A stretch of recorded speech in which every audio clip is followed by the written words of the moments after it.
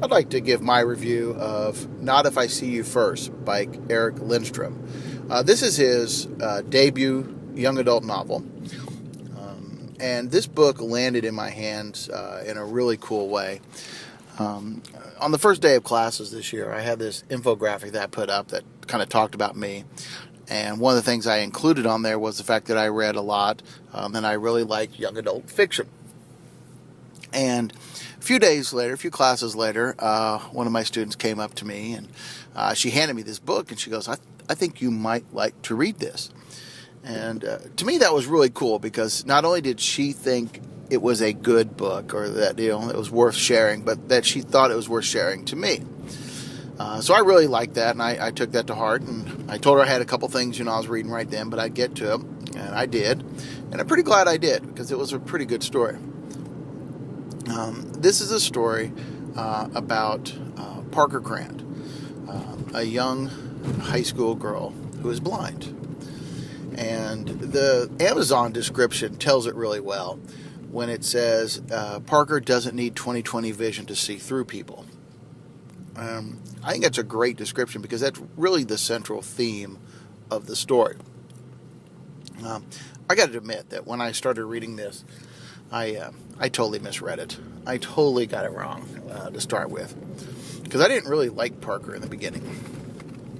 I thought she was an angry, bitter girl, and that her situation just, she was angry about everything and angry about her situation.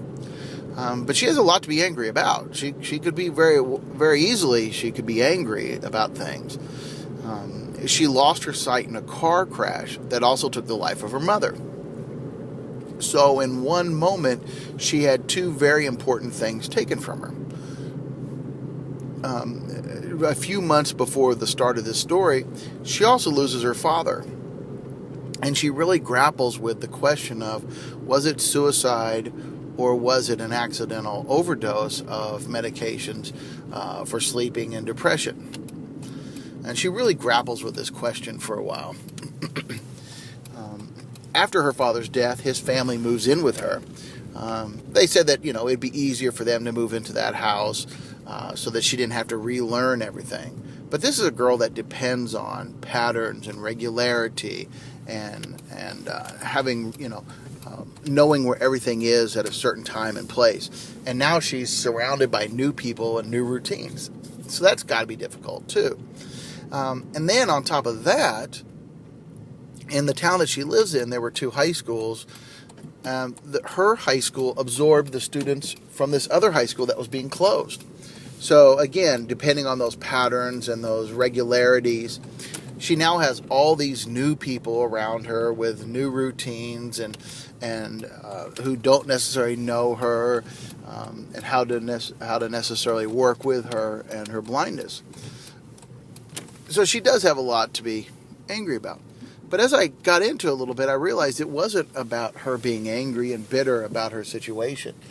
But it was the way that she conducted her life and the way that she held so many things in.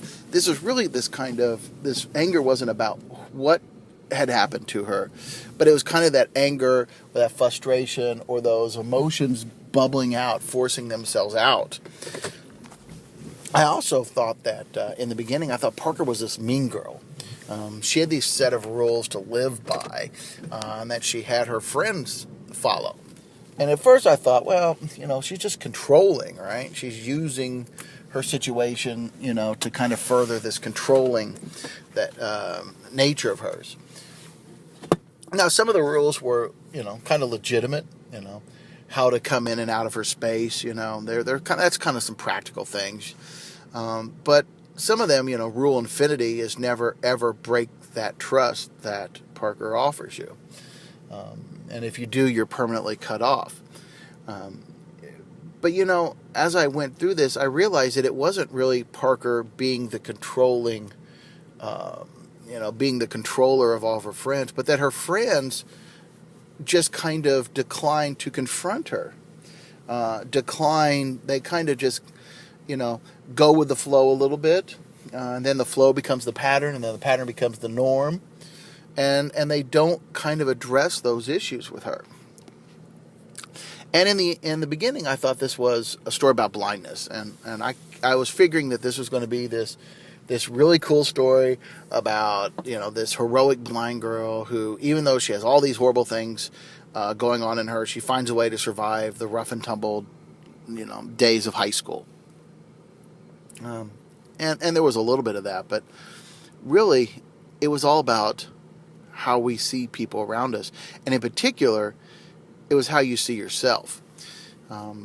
Parker, obviously, it wasn't so much that she couldn't see people, as she couldn't see herself. She couldn't see who and what she was. She could see all the people around her, but she couldn't see that. And in the end, was she really able to see those people accurately? And again, even like her friends, they saw Parker, but they didn't confront her with some of those things either. So, I really enjoyed this book. I thought it was really well done. I liked the characters. I liked the storyline. I thought the way it was told was really interesting. Those were some good things there. But I think it's really easy to read into stories. And I want this to be true. I really do. But the way the story was written kind of actually forced me into some of those blindness things too, right? Here I was not seeing this story the way maybe it was meant, or, I was seeing it in a particular way. Why was that? What was causing me to miss it and be so wrong? So that to me was kind of a cool twist, so to speak, to the book. And I hope that Eric Lindstrom wrote it that way. Maybe not. It did have some cool messages about how we see people around us and what prevents us from seeing the people around us. Parker has this helper. Her name's Molly. She comes from the other school. And Molly had made a comment at one point about her weight. And Parker, who didn't really know what her weight was, kind of responds in a way like, well, that kind of explains some things, right? It was this kind of cool little comment, not a direct, not a, in your face kind of question to ask people, but it really kind of made you think, how do we see people? And do we really see who they truly are? What are things that distract us from seeing people? So I thought that was kind of a cool message. If I had a drawback to this story, I think it would be the style. Again, I like to think that, the way the story was written, it kind of, kept me in the dark, and it kind of kept me guessing and trying to see things in a different way. But for me, the story just kind of jumped. It just kind of went from crisis to crisis to moment, and it wasn't. I didn't feel it was really smooth. This again was his freshman novel, so Eric Lindstrom does have a new novel coming out here soon. Hopefully that one will be a little smoother. But in the end, I've got to put this on the fourth bookshelf. It was a solid story. It was well written, and it was told it was well told. The style took a little bit away from it for me, but I think it's something that a lot of people not only would enjoy, but actually see a good message out of.